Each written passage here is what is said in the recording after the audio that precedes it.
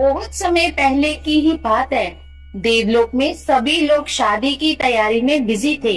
सबने अपनी अपनी ड्यूटी बांटी हुई थी। कोई फ्लावर्स की ड्यूटी में था तो कोई बारात की तैयारी में। सब अपने अपने काम में हैप्पी थे क्योंकि विष्णु जी की शादी लक्ष्मी जी से थी। उनकी शादी में सभी भगवान और देवता इनवाइटेड थे।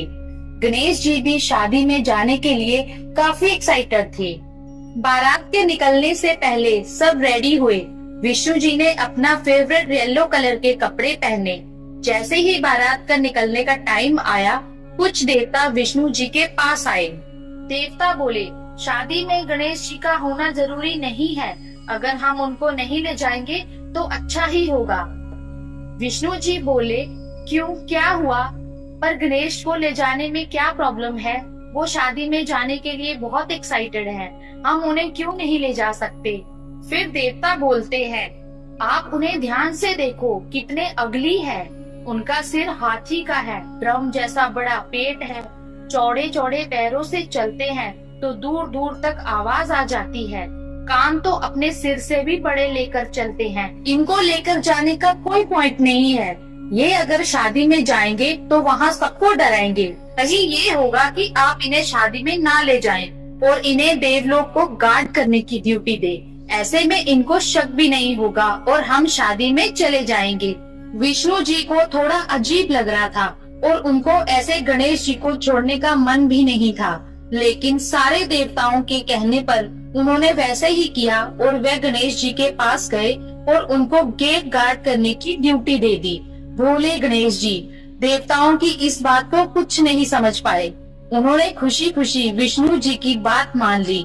बारात देवलोक से निकल पड़ी। सभी देवता गणेश जी के ना आने से बेहद खुश थे।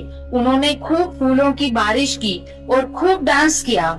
गणेश जी बारात में ना जाने से बहुत सैड थे, लेकिन उन्होंने सोचा, मुझे इतनी इम्पोर्टेंट ड्यूटी दी है तो मैं ये जरूर पूरी करूँगा। लेकिन वहाँ कोई था जिसने ये सब होते देखा था।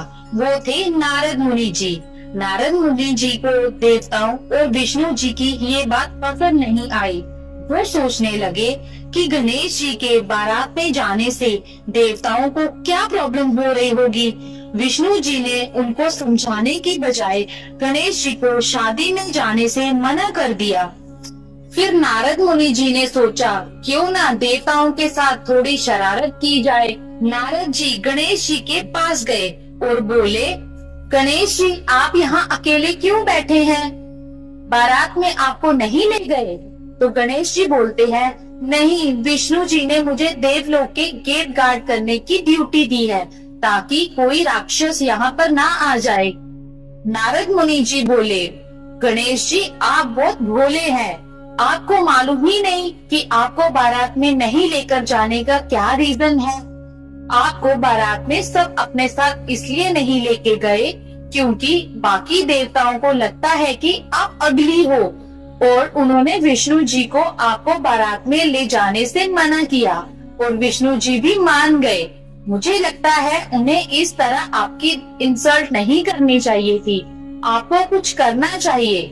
नारायण नारायण। गणेश जी को जब सच पता चला तो वो बहुत सैड हो गए। उनको बहुत गुस्सा आया। उन्होंने अपने सबसे ट्रस्टी फ्रेंड मूषक जी को आवाज दी। मूषकराज भी गणेश जी की आवाज सुन के तुरंत वहाँ पर आ गए और गणेश जी उनको बोले, आप अभी अर्थ में जाओ और जिस जिस जगह से बारात निकलने वाली है उन सारे रास्तों में बड़े बड़े होल कर दो। मूषक जी ने उनका ऑर्डर मान लिया और उस रास्ते पे चले गए जिधर से बारात जाने वाली थी और बड़े बड़े होल कर दिए। जब भी विष्णु जी का रथ जा रहा था, विष्णु जी का रथ खड्डे में फंस गया। सभी देवता ने बहुत कोशिश की पर कोई भी रथ नहीं निकाल पाया। फिर उन्होंने सोचा कि अब क्या किया जाए। सबने ट्राई कर लिया पर ये रथ नहीं निकल रहा। तभी वो देखते हैं एक पतला सा आदमी जिसने कपड़े भी पुराने से पहने हुए हैं, वो आया और वो बोला कि क्या मैं आपकी हेल्प कर सकता हूँ। तभी देवता बोलने लगे, अरे ये तुम्हारे बस की बात नहीं है। जब हमसे कोई स्ट्रॉन्ग देवता भी ये काम नहीं कर पाया तो ये मामूली सा दिखने वाला आदमी क्या हेल्प करेगा।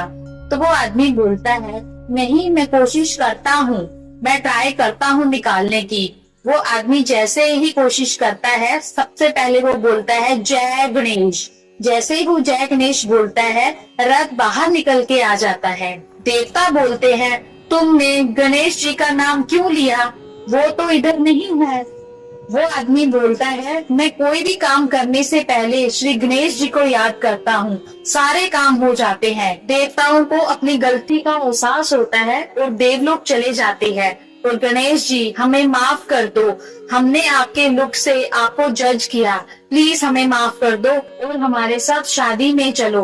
तभी गणेश जी उनको माफ कर देते हैं और उनके साथ विष्णु जी की शादी में चले जाते हैं।